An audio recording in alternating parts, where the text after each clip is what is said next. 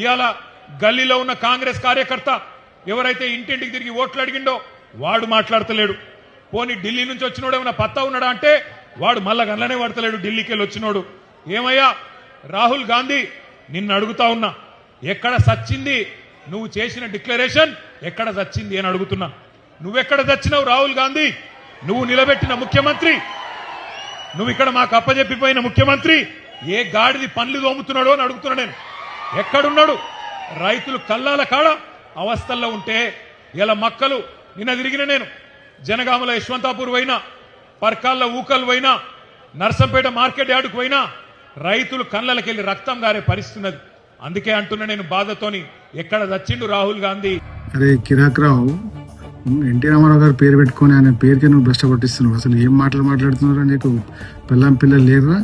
ఓ public మీటింగ్లో మాట్లాడే విధానం అదే. నేను ఏమనంటే రాహుల్ గాంధీ మీద ఎగురుతున్నావు. రాహుల్ గాంధీ ఫ్యామిలీ ఎవరు అనుకున్నారా? త్యాగం ఇచ్చింది దేశానికి. నువ్వు ఎక్కడ త్యాగం ఇచ్చినావు? మీ అయ్యో తాగక్కడ పండుకుంటాడు, నువ్వు వచ్చి ఇక్కడ రోడ్ల మీద తిరుగుతుంటావు.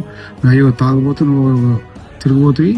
కాంగ్రెస్ పార్టీ కార్యకర్తల గురించి మాట్లాడతావు. నువ్వు మళ్ళాసారి నువ్వు వరంగల్కి వస్తే బిడ్డ ఉరికిస్తారు. ఇక్కడ నీ చెంచగాలు చాలా మంది ఉన్నారు, జాగ్రత్త అని చెప్తున్నా. ఎందుకంటే నువ్వు రీసెంట్గా మంచి సాఫ్ట్వేర్ చదువుకున్నావు, మంచిగా మాట్లాడు, పద్ధతిగా మాట్లాడు, కన్స్ట్రక్టివ్ అపోజిషన్గా నిలబడు. ఉట్టికొచ్చి పిచ్చి పిచ్చి వాగులు వాగి డాటా లేకుండా మాట్లాడుతూ దమ్ముంటే మా ఎమ్మెల్యే గారు చెప్పినట్టు నువ్వు హన్మకొండ చౌరస్తా దగ్గర నీ డాటా తీసుకుంటా మాట్లాడదాం. నీ ఎవడో చెంచగాడు ఉన్నాడు, వాడు ఉచ్చ అంటాడు. ఉచ్చ దాటాడు వాడు మాట్లాడుతుండు. ఎవరు కూర్చోబడ్డదిరా?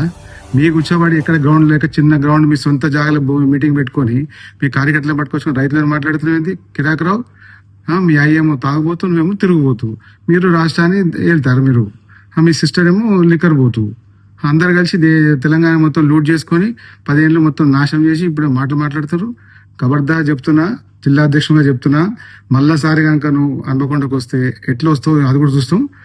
ఆల్రెడీ మీద ఎఫ్ఐఆర్ ఫైల్ అయింది. ఇంకోసారి నువ్వు హన్మకొండలో కాలు పెట్టి చూడు, కాంగ్రెస్ పార్టీ కార్యకర్తలు ఏందో నీకు చూపిస్తారు బిడ్డ.